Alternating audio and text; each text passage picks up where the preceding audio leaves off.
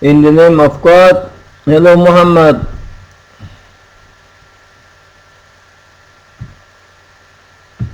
Alaikum assalam.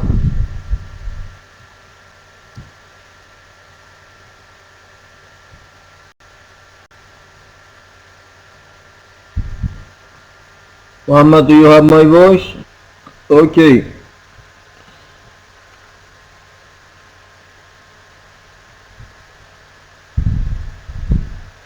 In the previous session,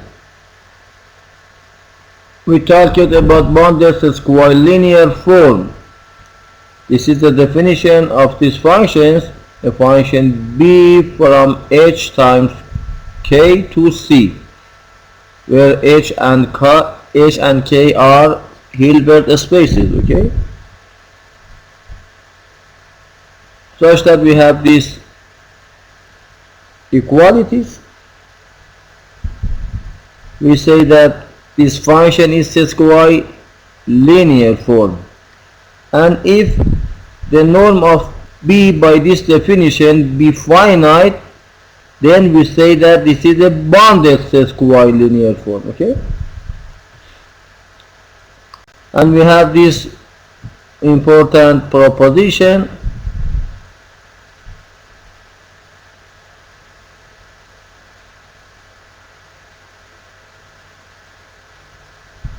The function b is a bounded square linear form if and only if there exists a unique bounded operator t in b of h and k, such that b of x and y defined by these function rules. B of x and y equal to the inner product of tx and y, and the norm of t equal to the norm of b, and to every square linear form defined on h times h satisfies the polarization identity in this form, okay? So this proposition is very important. This is the form of square linear bounded forms. Any square linear bounded form have this form. For one, t in b of h and k, okay?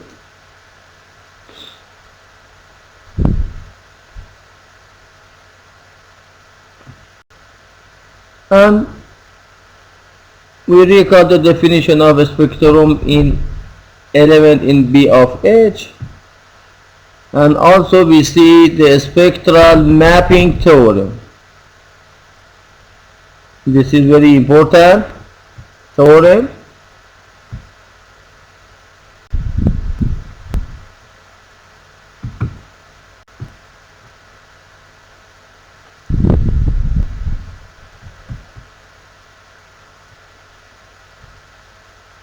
It is a fact that for any lambda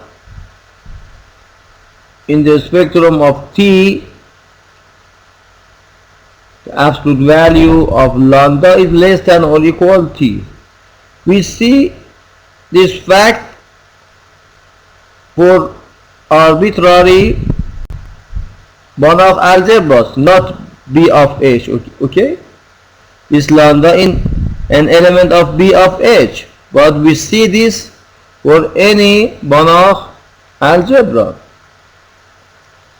and that the spectrum is always compact, and also we see this sigma of A, for example, is compact. The non-emptiness is a more non-trivial fact. This statement for all finite dimensional Hilbert space H is equivalent to the fact that C is algebraically closed, or every complex polynomial is a product of linear factors. Another proof that simultaneously established the fact that sigma of t is not empty and compact is the proof of the spectral radius formula.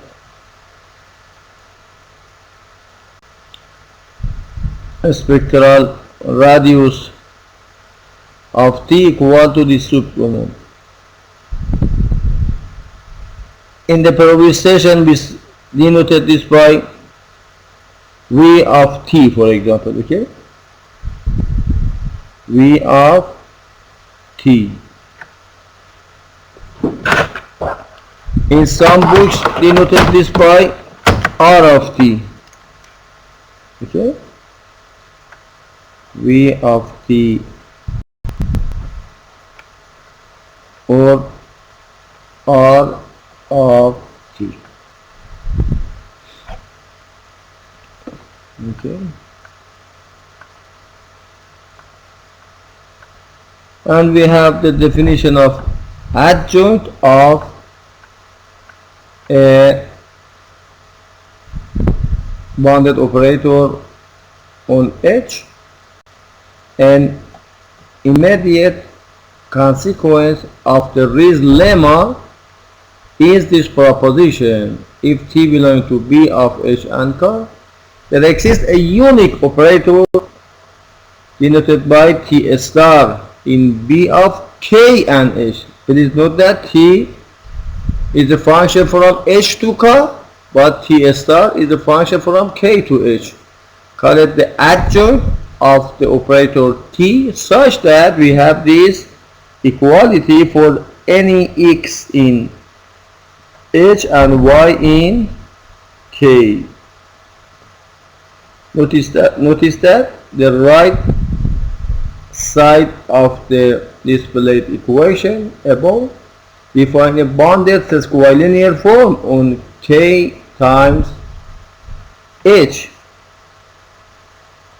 and appeal to proposition 1470 to lay hand on the Descartes operator T star. Please note that we have this proposition 1470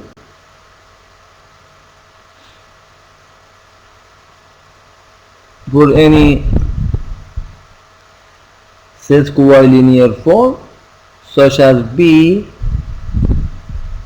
We have a bounded operator T in B of H and K such that we have these function rows. Okay. Now in this proposition, if we define this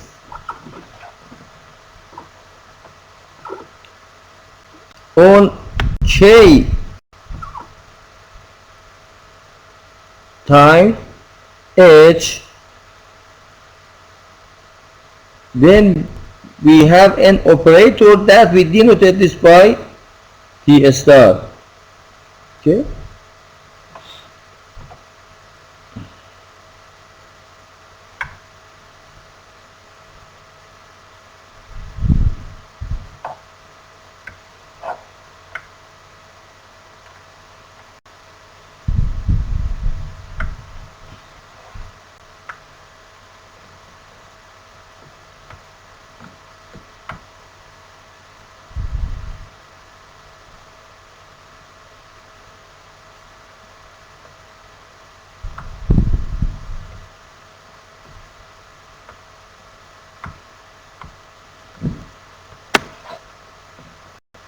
Okay. The adjoint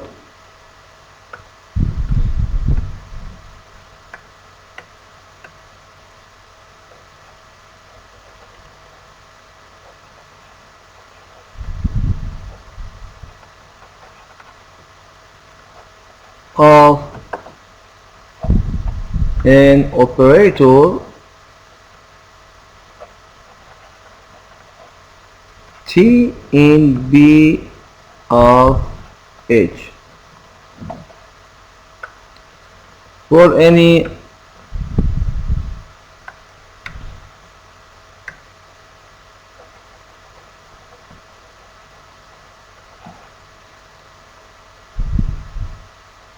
sorry, B of H and K, for example.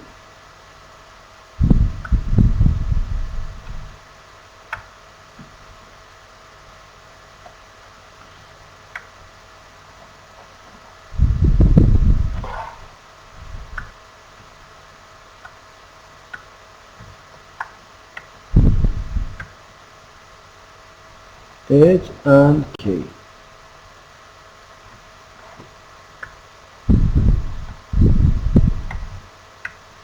For any T in bounded linear maps from H to K, there exists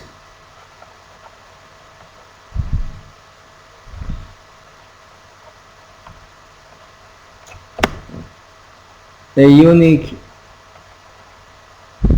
T star, a unique operator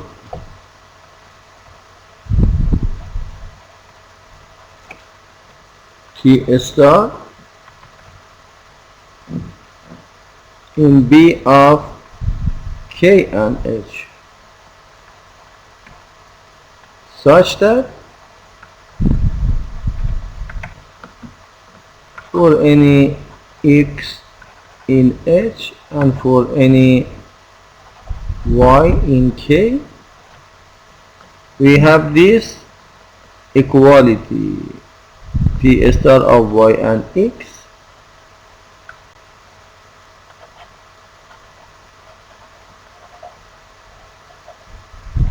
equal to Y and T of X. Okay,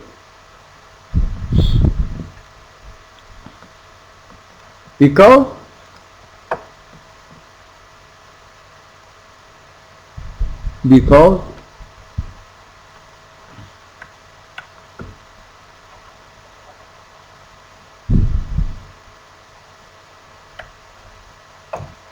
if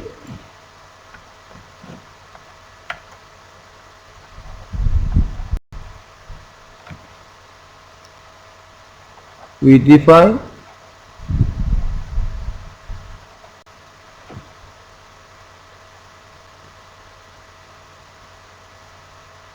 an operator such as B from K times H to C by B of Y and X equal to Y and Tx for any Y in K and for any X in H. We define this. Please note that T of X is an element of K and Y belong to K, and so this inner product is inner product of the Hilbert space K. Okay, then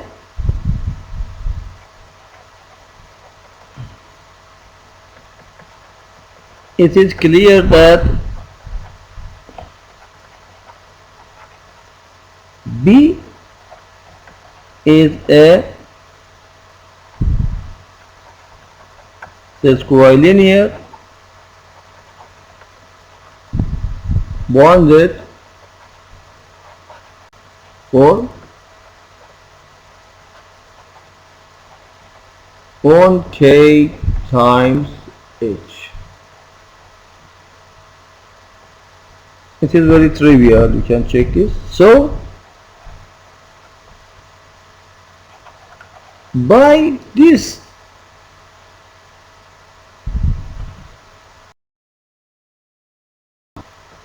for 70 proposition,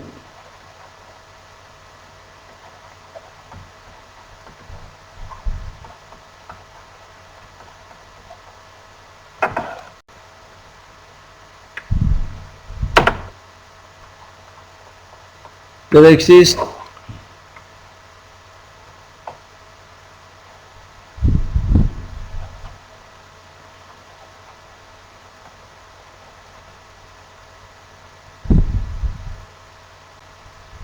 a function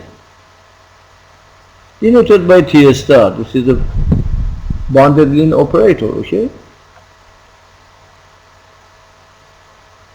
belong to B of K and H, because this is a square on this function, okay, such that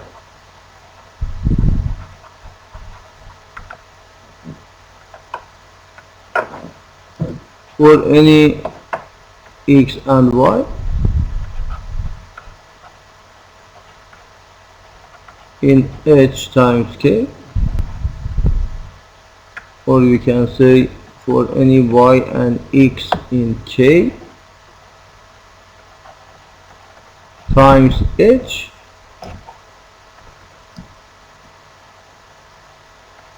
we have B of y and x equal to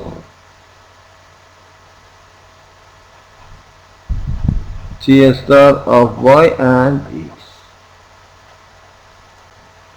But B of y and x equal to this, so that we can say that so for any x in H and for any y in K, we have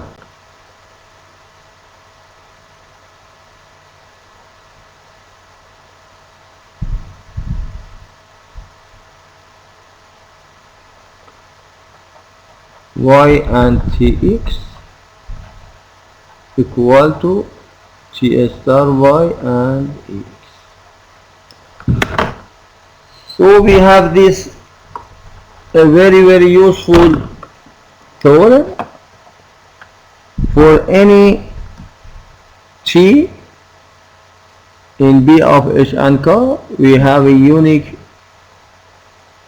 T star in B of K and H with this equality.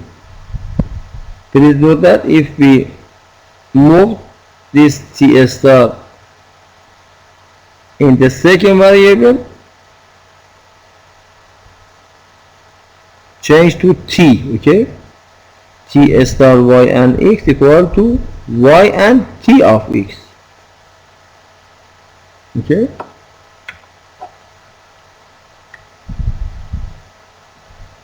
T star y and x equal to y and T of x.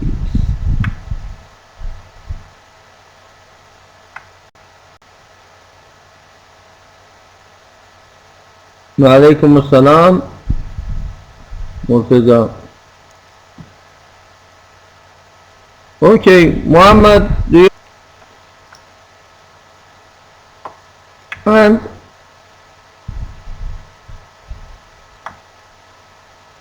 in the following proposition,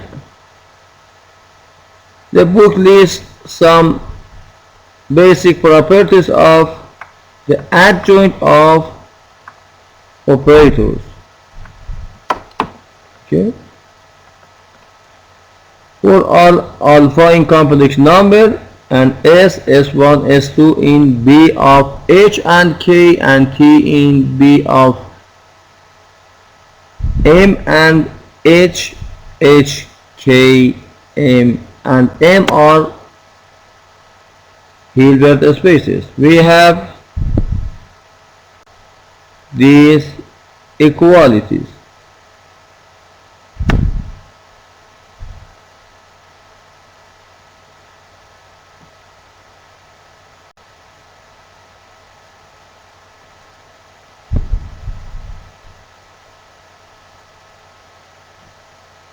The adjoint of this operator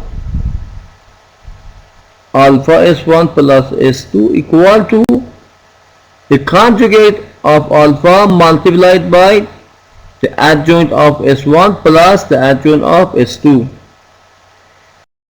and the adjoint of the adjoint S equal to S itself.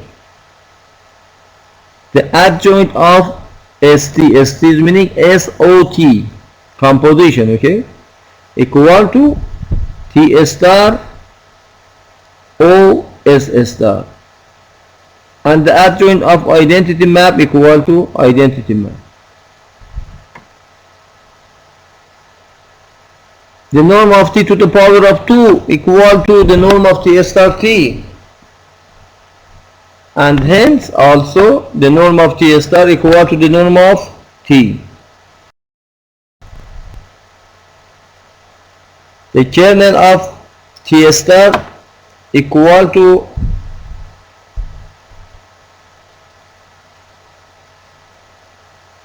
this set vertical of the range of T, denoted by this vertical of the range of T, and equivalently vertical of the kernel of T star equal to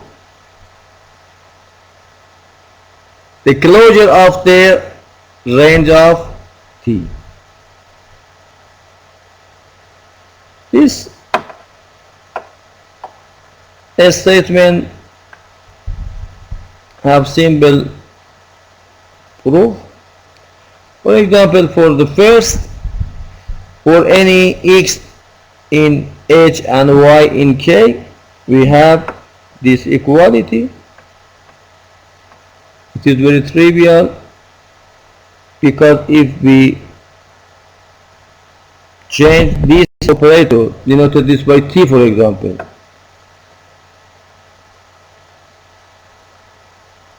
in the second position, this star must be changed to without star, okay?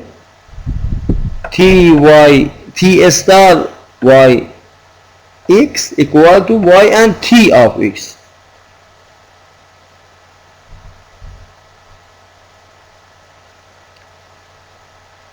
And this is equal to y and alpha s1 plus alpha s1 of x plus s2 of x,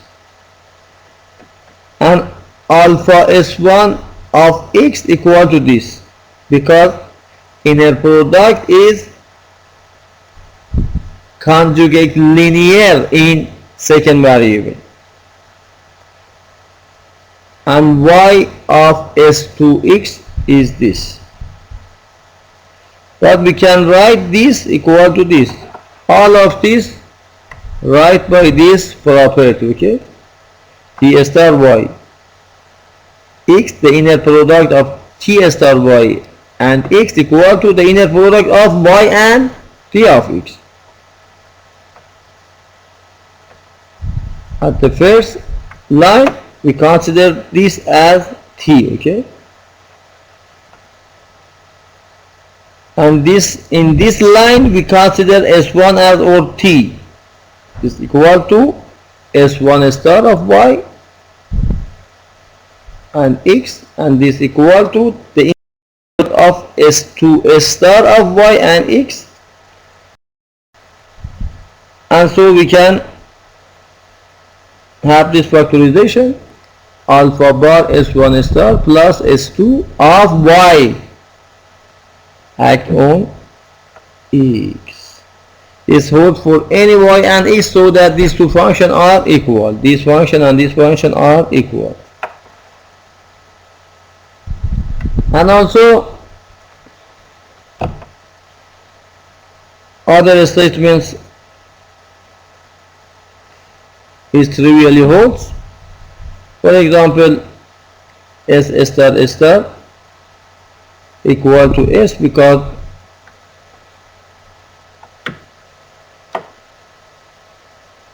or we can write T star star equal to T for any T in B of H and K. T star star equal T because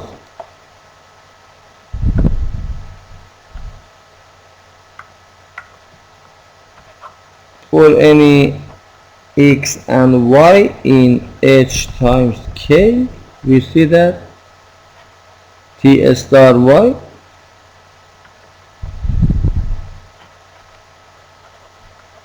and x equal to y and t of x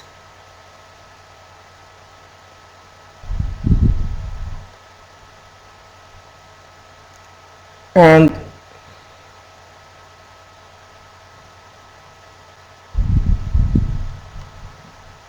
we can write this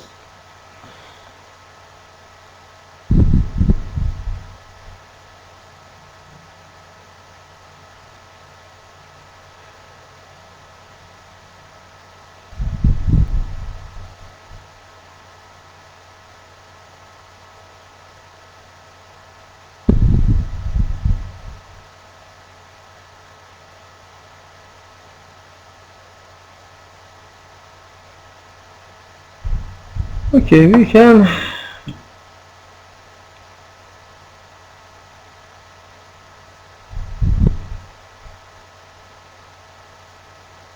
see that for the proof of this,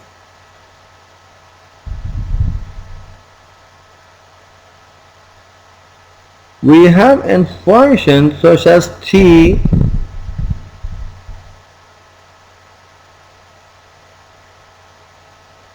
let me write it.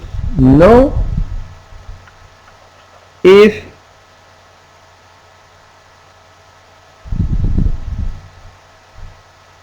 we denoted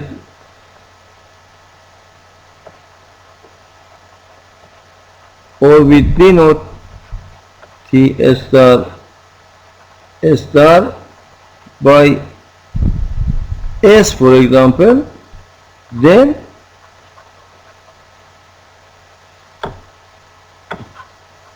for any x and y in h times k, we see that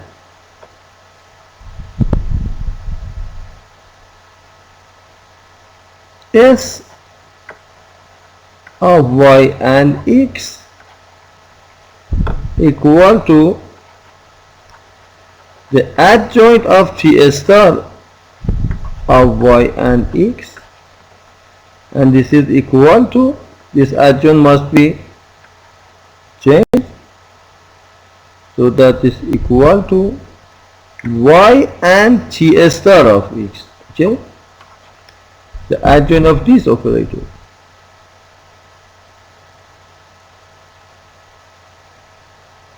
And also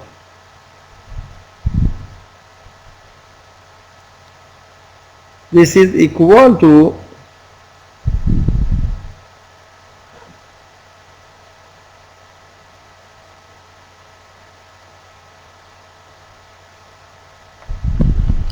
sorry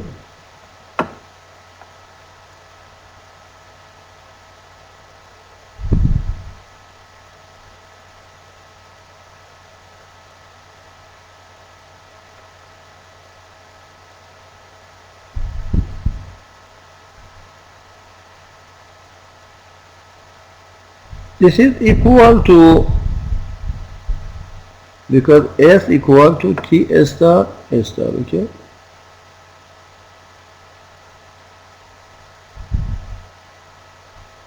and so we must write this equal to y and t star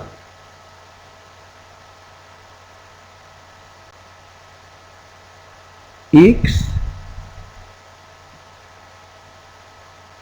sorry, we must say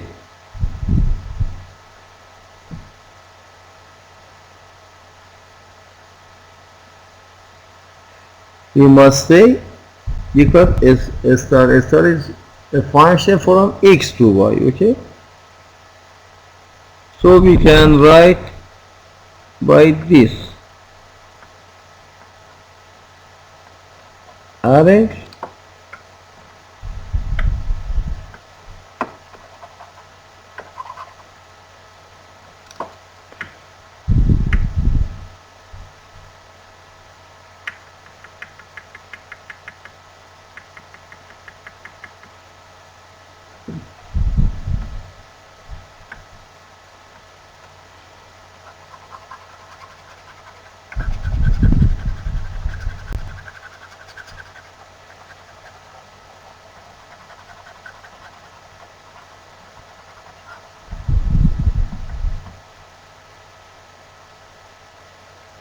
y and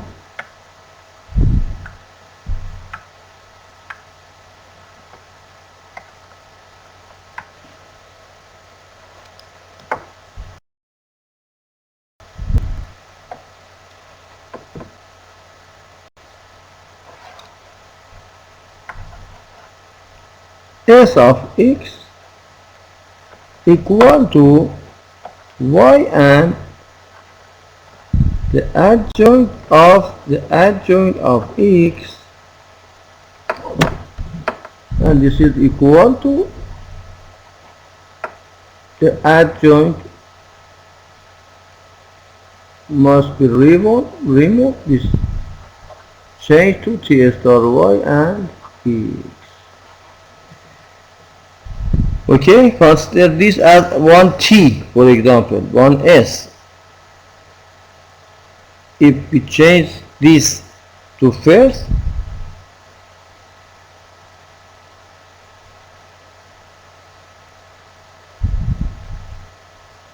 this must change be to this. It shows that for any x and y in h times k, these two are equal. Y and tx equal to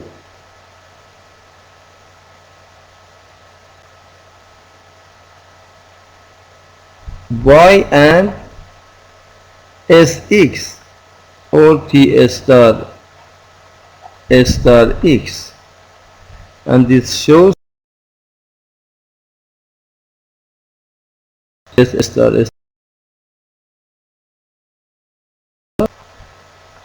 must be equal to t. So these statements is proved easily, and also another statement is easy, for example the adjoint of composition and the adjoint of the identity map. And for this equality we see that the norm of t to the power of 2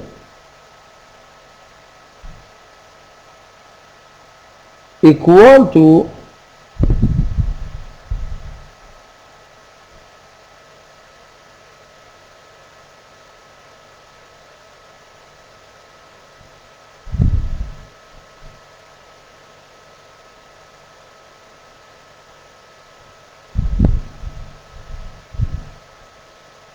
this supremum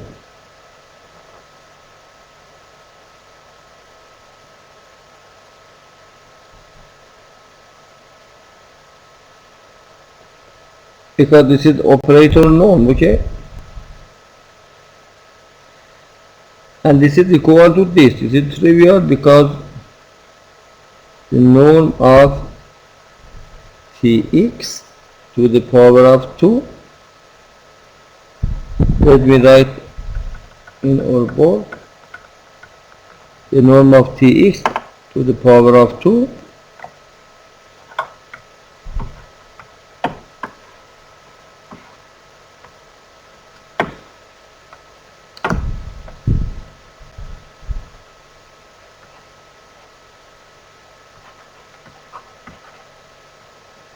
equal to the inner product of tx and tx, okay.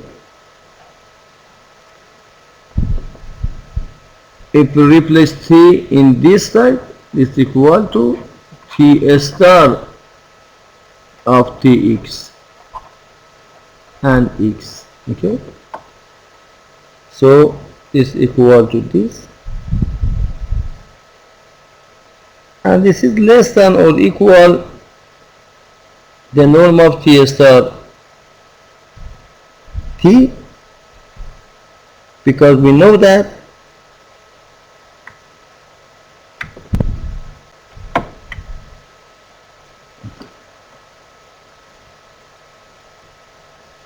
why the question was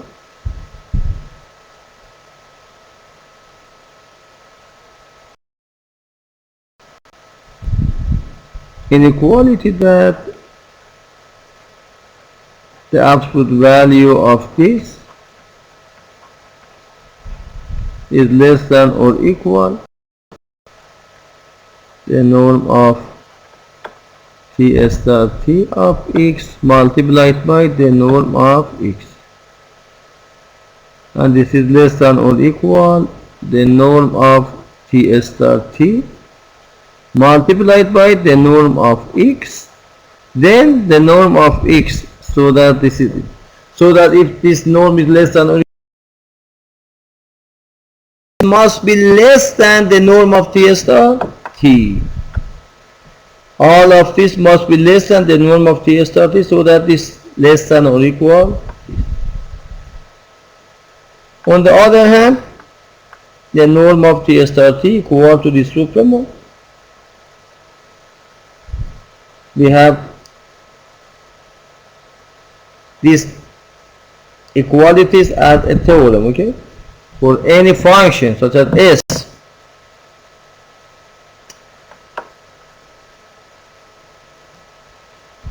And this is less than or equal the supremum of this norm, because t star t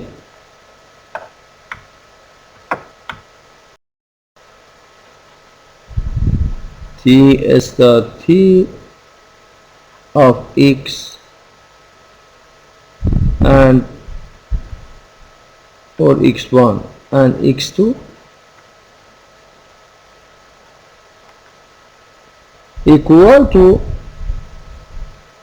if we move this, equal to t of x, t of x2, and this is less than or equal t of x2. We can write absolute value of this equal to this, and this is less than or equal the norm of the first and the norm of the second. Okay, why question shows inequality, but this is less than the norm of t multiplied by the norm of x1, and this is less than or equal the norm of t multiplied by the norm of x2, so that this is less than or equal the norm of t to the power of 2, the norm of x1 multiplied by the norm of x2, but these two are less than or equal 1, so that this is less than or equal the norm of t to the power of 2. Please note that we consider this norm less than or equal 1, so that this less than or equal the norm of t to the power of 2, so this is less than or equal 3, and conversely this is less than or equal t to the power of 2, so these two are equal. After that, the question shows inequality has been used in the proofs of both inequalities above in the first line of the first and in the second line of the second. So these are the equality follows, and the submultiplicativity of the norm then implies that this is less than t.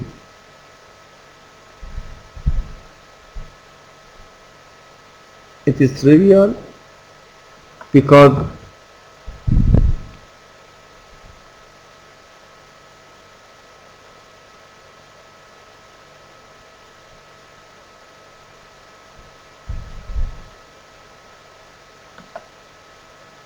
the norm is submultiplicative, so that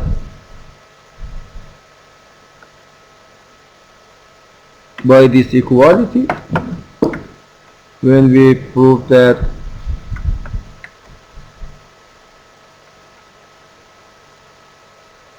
the norm of t star t equal to the norm of t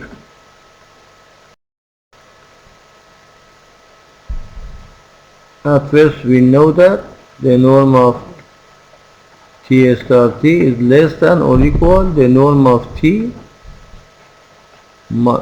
star multiplied by the norm of t. But this is equal to the norm of t to the power of 2.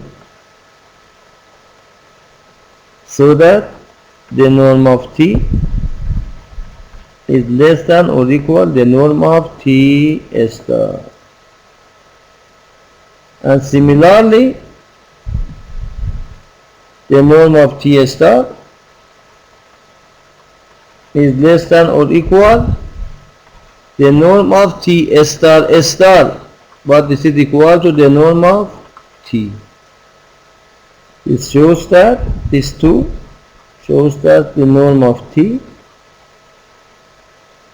equal to the norm of t star. And this statement are whole. This statement all are very important. Okay.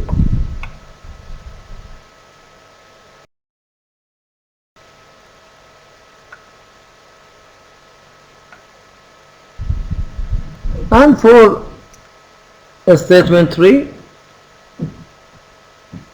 let y belong to the kernel of t star is equal to t star of y must be equal to 0. So that this is 0 element. So for any x in H, this inner product equal to 0.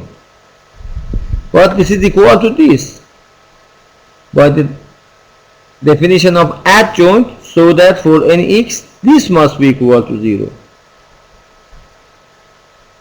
So y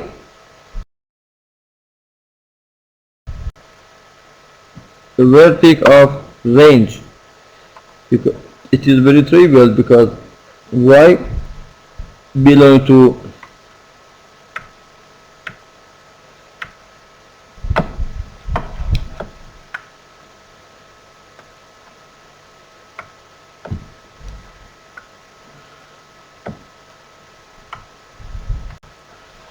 okay.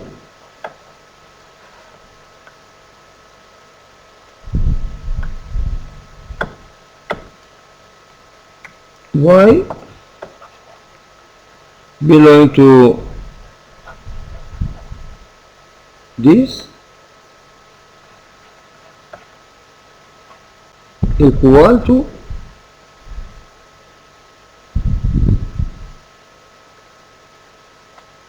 the inner product of y and z equal to 0 for any z in this space. The inner product of these two equal to 0. This is the definition of this, okay? And this is equal to for any x in H, this inner product equal to 0, because any element of the range of t equal to t of x. The range of t equal to the set of all tx such that x belong to H, okay? So that these z's have this form. But this equal to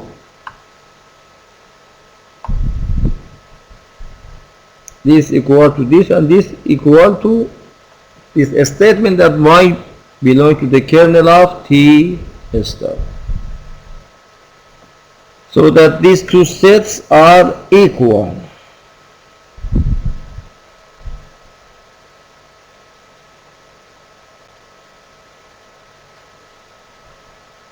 The kernel of t star equal to this.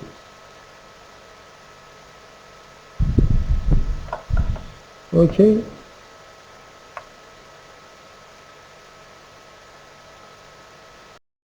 the polarization identity has the following immediate corollaries. Corollary 1, 5, 3. If t belongs to B of H, then t equal to 0 if and only if for any x in H, the inner product of tx and x equal to 0, and t equal to t star if and only if for any x in H, the inner product of tx and x belong to R. Okay, because these two are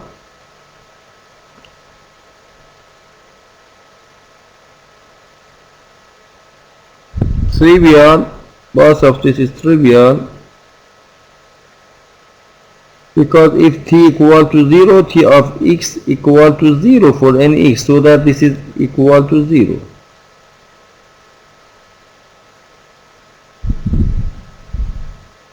And conversely,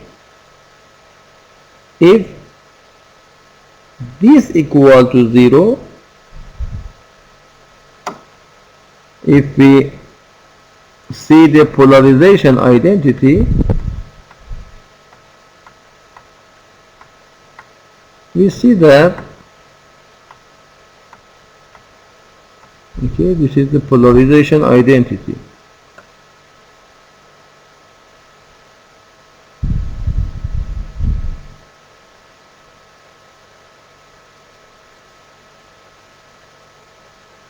You must change B of x and y by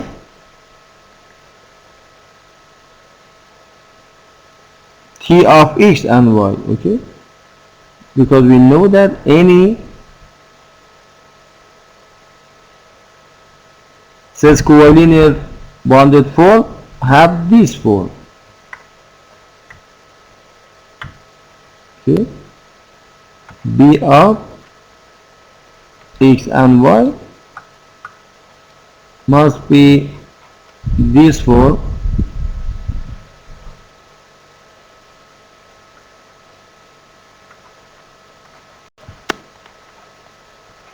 B of x and y must be equal to this. Okay,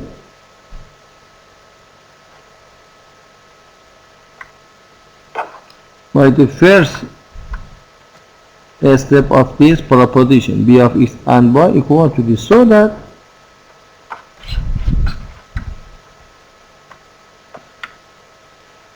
if we consider both of this equal to x, okay,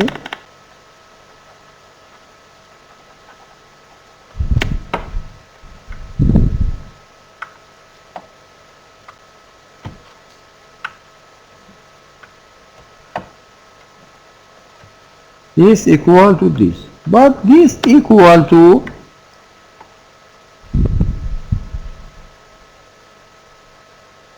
B of x plus this multiplied by x and x plus this multiplied by x, and this is a scalar multiplication of B of x and x.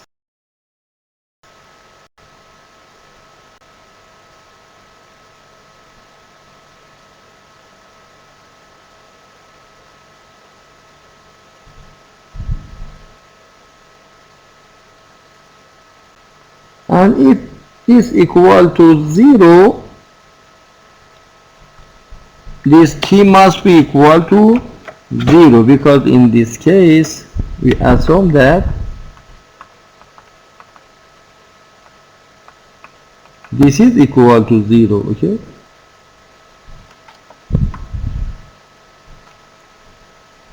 In the converse, we assume that this is equal to 0, so that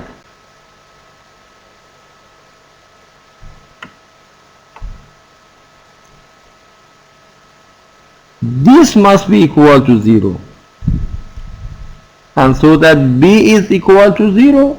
This implies that the corresponding t must be equal to 0. Okay, b equal to 0, is equal to t must be equal to 0, and also if t equal to t star, t equal to t star,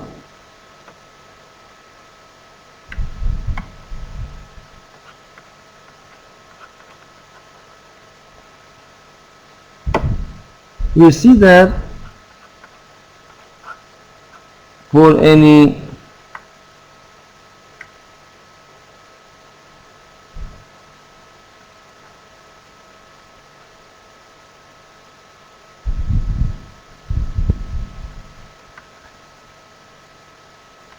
x in H,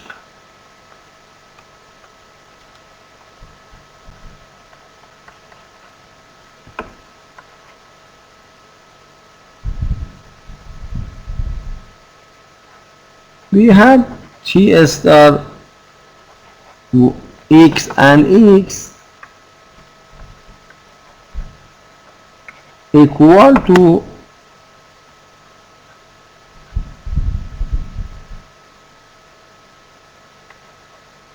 x and tx. Okay,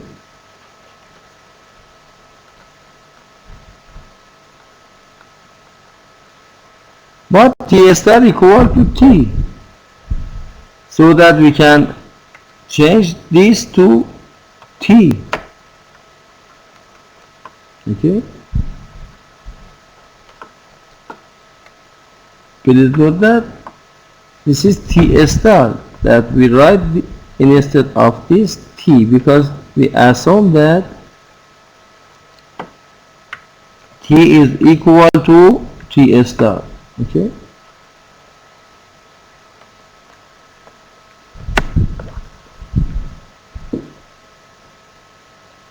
what this is equal to?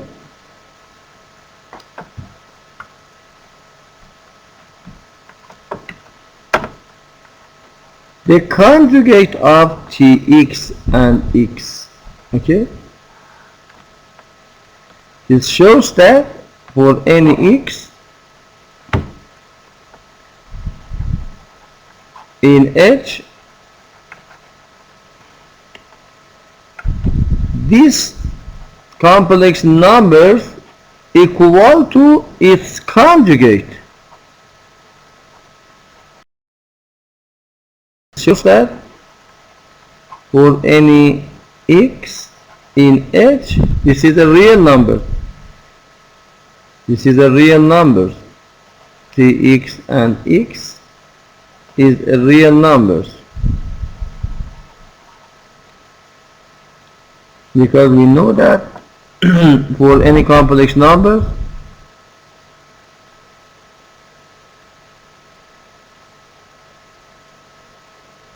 the real of this must be equal to 0. If z equal to z, the conjugate of z,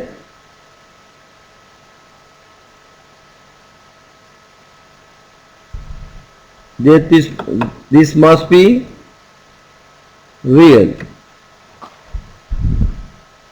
then z must be a real function, a real number, because if z equal to a plus ib, then we know that z bar equal to z minus ib. If these two be a minus a minus AB, so that these two are equal if and only if this B equal to 0. This B equal to 0. And conversely, we have the converse of this implication, and this corollary is hold. Now we have two definitions in operator T. Dear students, Muhammad, we have these definitions in operator T in B of H is said to be self-adjoint or Hermitian if the adjoint of T equal to T. And also an operator Z in B of H is said to be normal if we have this equality Z star Z equal to Z Z star. Proposition let Z be to B of H. Z is normal if and only if we have this equality for any x in H, and if Z is normal, then the norm of Z2 equal to the norm of Z to the power of 2, and this is very important property for normal operator. More generally, we have this equality, and consequently the spectral radius of the norm of Z. And proof of this is easy. For one, we see that this equal to this if and only if for any x in H we have this equality Z star Z x equal to Z Z star equal. But we symbolize that these two are the same because, let me write for you,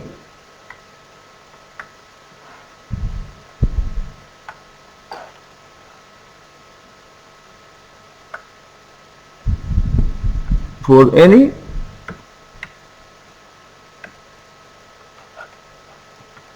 x in H, for example, Z star Z x and x equal to Z Z star x and x. You symbolize that for any x in H, we can write instead of this Zx and Zx. Okay, if the star move to this side, and this is equal to Z star x and Z star x if we move this Z to the second side. Okay, and it shows that for any x in H, the norm of Zx to the power of 2 equal to the norm of Z star x to the power of 2. So we have this equality. So the norm of this must be equal to the norm of this, and this proves this statement. For the second, assume that there is a normal operator, then the norm of this equal to this supremum, and this is equal to this supremum by part A, because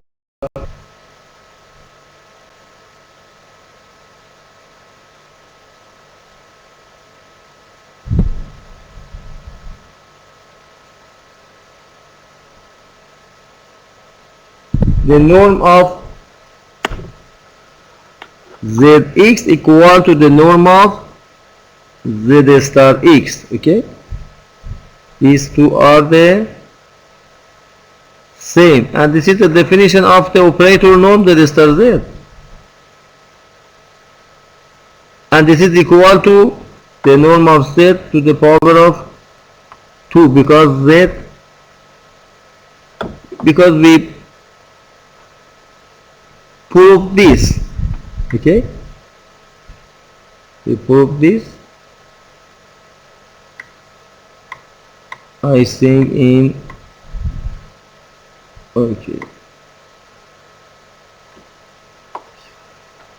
in this proposition. Okay,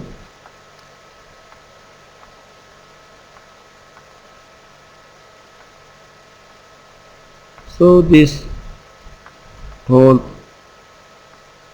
again, and we have a very nice conclusion. This norm equal to this norm.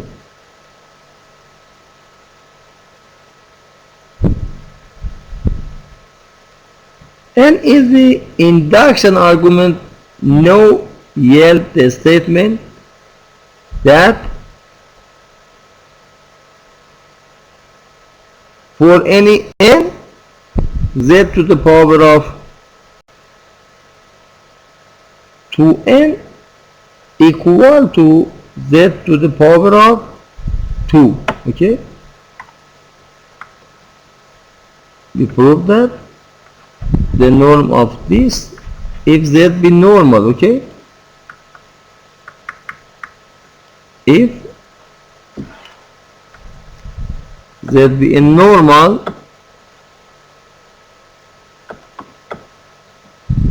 let z be a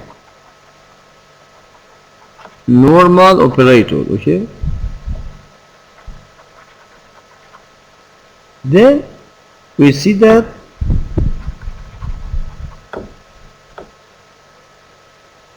the norm of z2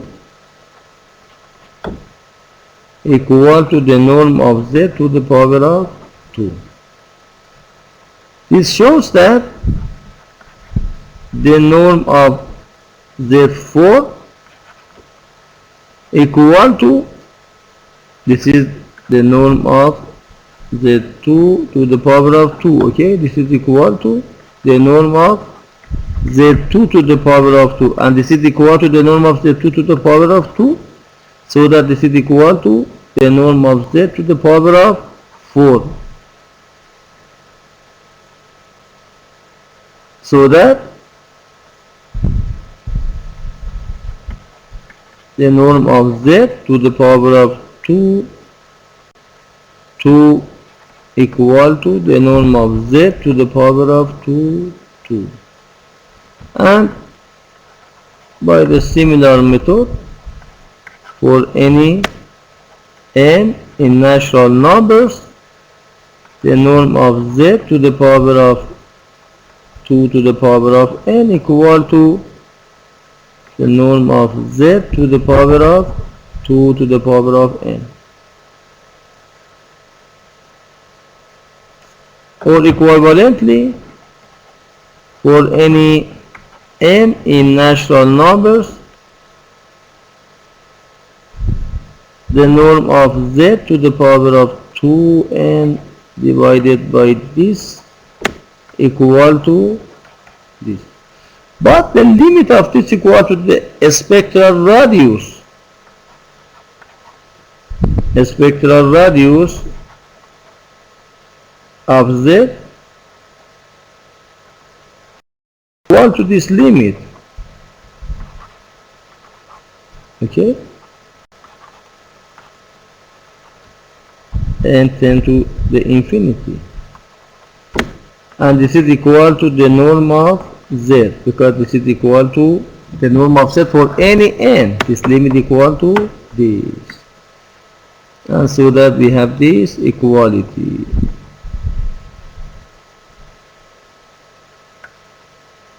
Okay,